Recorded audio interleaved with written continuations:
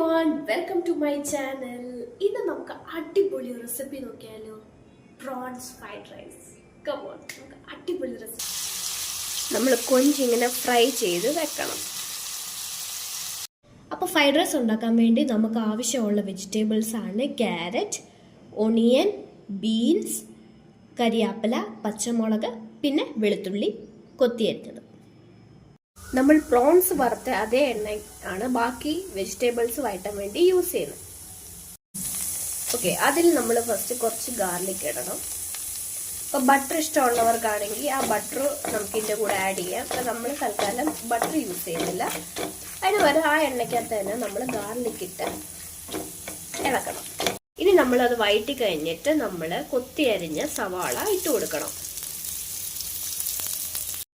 സവാള നല്ലതായിട്ട് വഴറ്റി ഒരു ബ്രൗൺ കളർ ആവുന്ന വരെ നമ്മൾ വഴറ്റി കൊടുക്കാം. നമ്മൾ കുറച്ച് ഉപ്പിട്ട് കൊടുത്തു കഴിഞ്ഞാൽ നമുക്ക് ആ സവാള കുറച്ചുകൂടി എളുപ്പത്തിൽ നമുക്ക്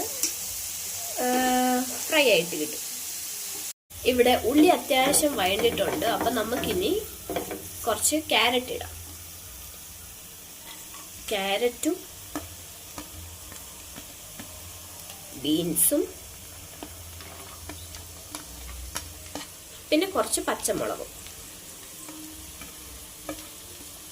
ഈ 3 ഐറ്റം കൂടി നമുക്ക് ഇട്ട് ഒന്നുകൂടി ഒന്ന് വഴറ്റിയെടുക്കാം. ഇത് വഴറ്റിയതിന് ശേഷം നമ്മൾ കുറച്ച് കരിയാപ്പില ഇട്ട് കൊടുക്കാം.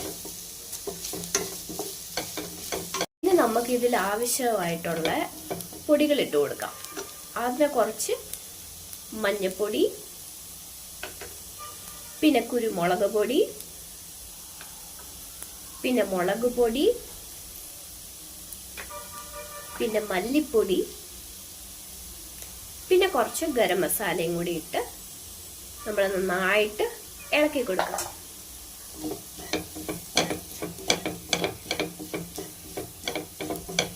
മസാലയുടെ മണമൊക്കെ പോയിട്ടുണ്ട്. ഇനി നമുക്ക് വറുത്ത് വെച്ചിരിക്കുന്ന പ്രോൺസ് ഇട്ട് കൊടുക്കാം.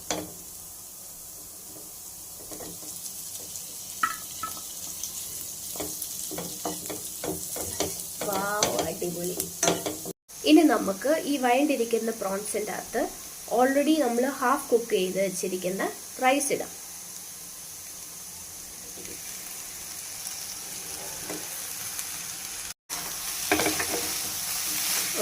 ഇനി നമുക്ക് നന്നായിട്ട് ആ റൈസും ആ മസാലയും കൂടി നല്ല രീതിക്ക് നമുക്ക് ഒന്ന് ഇളക്കി യോജിച്ചെടുക്കാം.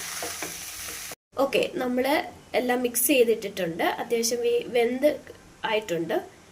ഇനി നിങ്ങൾക്ക് ഇഷ്ടമുണ്ടെങ്കിൽ കുറച്ച് സോസ് ഒഴിക്കാം. സോയാ സോസ് ഒഴിക്കാം, ചില്ലി സോസ്, പിന്നെ നമ്മുടെ ടൊമാറ്റോ സോസ്. ഇപ്പം ഇതിൻ്റെ നമ്മൾ ഒഴിക്കുന്നില്ല. നിങ്ങൾക്ക് താല്പര്യം ഉണ്ടെങ്കിൽ ഇട്ടാൽ കുറച്ചുകൂടി ടേസ്റ്റ് ആയിരിക്കും. ഇനി നമുക്ക് കുറച്ച് മല്ലിയില ഇട്ട് കൊടുക്കാം. ഇനി നമ്മൾ ഇതൊന്ന് അടച്ചു വെക്കാം. അടച്ചു വെച്ചിട്ട് ഒരു ലോ ഫ്ലെയിം ഇട്ടിട്ട് നമുക്ക് കുറച്ച് നേരം വെച്ചിട്ട് നമുക്ക് അത് ഓഫാക്കി ഇതൊരു പാത്രത്തിലോട്ട് സെർവ് ചെയ്യാം. എന്നാ അടിപൊളിയാന്ന് നോക്കാം. നല്ല കൊഞ്ച് ഫ്രൈഡ് റൈസ്. എല്ലാവരും ട്രൈ ചെയ്ത് നോക്കുക, ഫീഡ്ബാക്ക് അറിയിക്കുക. Okay, bye, thank U.